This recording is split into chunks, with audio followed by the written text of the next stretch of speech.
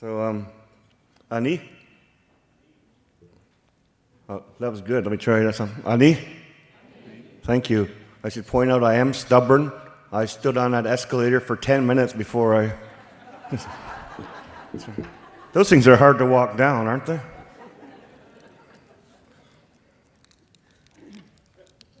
Ani, Boju, Nagani, Nishnabekanini, Stacey, LaForme, Jiznakas, Credit Dunjaba, Mayinga Dodum, Mississauga, Anishinaabe Dao. For those of you who don't speak Ojibwe, I just said hello. I acknowledge the Creator, the world around us, and our place within it. I respectfully acknowledge Canada's sesquicentennial and remind Canada that my people have called this land home for thousands of years, and not to forget our voice during your 150.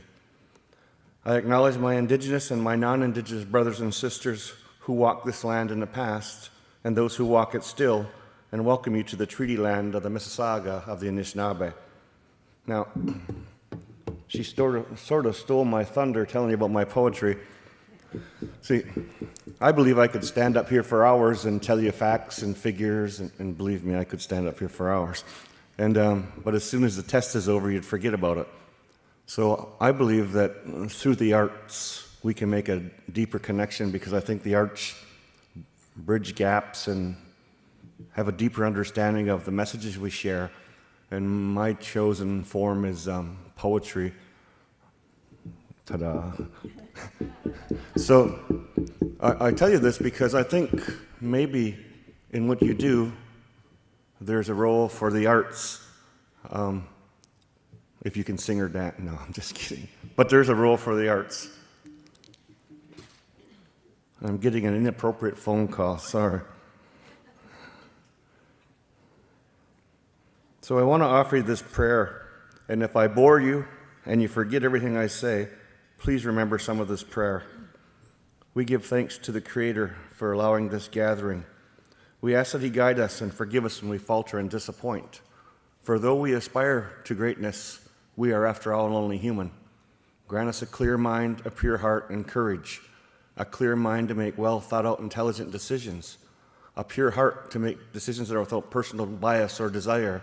And the courage to use both, a clear mind and a pure heart, in our lives. Let us not be bogged down in rhetoric. Let us live each day with a feeling of accomplishment and pride. Most important, let us remember we are not enemies, nor are we adversaries. We share a similar past, a kindred spirit, and a common heritage. We must always remember the real reason we gather, to do the right thing for our people, for our children, and for our future. Now, before I go on, I must comment, because I know what you're all thinking. Darn, that man has style. Look at that handsome shirt he's wearing. So, it's interesting because I don't just dress like this for a show. I walk around the streets dressed like this, so they'll know we're still here. But I was in a store one day, and a man came up to me and he goes, "Nice shirt." And I said, "Thank you." And he goes, "It takes a special kind of man to wear a shirt like that." So I chuckled and I said, "Thank you." But the truth is, when I was young, I would have been too afraid to wear this shirt, too afraid of what other people would think or say. But we should never have to change to fit into society. The world around us should adapt to or embrace our uniqueness. And I think that that's especially poignant for not only our youth, but for the job and the role you play.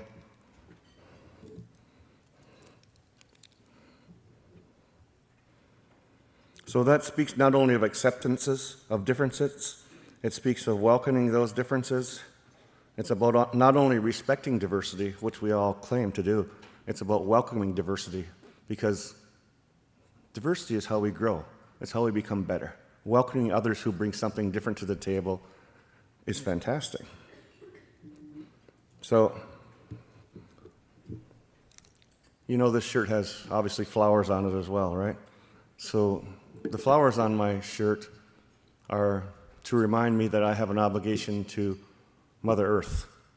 See, in our creation story, the first delineation of gender was our mother, the earth, and that tells us how important women are in our society. But it also, I wear this shirt to remind me of the obligations, and I encourage others to wear something that reminds them of the earth. You don't have to wear flowers because not every man can pull off flowers, but some of you probably can, so go ahead. But you should wear something that reminds you of the earth. And I think that's an important message to the new citizens who come here, is to be reminded of their responsibility and obligations to the planet. See, I've been to a few citizenship ceremonies, and I always remind them that they are, well, I always welcome them here first. Even though some have been here for 10 years, I still welcome them home. But I remind them every time that they have an obligation now as citizens, not only to the treaties that are here, but also to the, more importantly maybe, to the lands and the waters that are here. And I believe that that should be a part of the new citizenship oath. That as a new citizen, you should have to acknowledge your responsibility to the lands and water in the oath itself. And I know they're making some changes to the citizenship around treaty recognition, but I also think that that should be part of the addition to it. Now, I'm going to read you a poem, and it's called, well, it's a poem about perspective about the land. I'll just let you figure out what it's about. I have seen many winters. I am not old, but neither am I young. I have stood witness as the sun rose and fell. I have seen the moon in all its glory. I have seen the children of the earth and the children of their children. I have protected them from the wind and rain. I have shielded them from the sun and heat. They have played and squabbled at my feet, and I have held them in my arms. They once honored me, sang songs to me, spoke to me. Of all the things I have come to love, it is them that I shall miss most of all. I will, of course, survive their passing. I will see a world without them. In time I will heal, my pain shall subside, but I shall never forget the children of the earth, nor shall I forget the children of their children, and how much joy they once brought into my life. Their bodies may leave this place, but their spirits shall remain.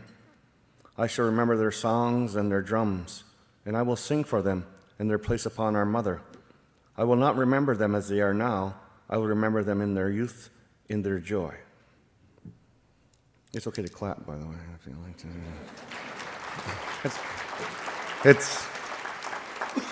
It's okay not to clap, too. It's not okay to boo, though. So I use that poem to let people know that we have to become better caretakers. And it's an important message to carry. See, and everybody knows this, but we need the earth. She does not need us. You know, in our creation story, the last thing created was the people. And the system functioned fine without the people. So I was asked to talk a bit about relationships between new citizens. Oh, I should ask,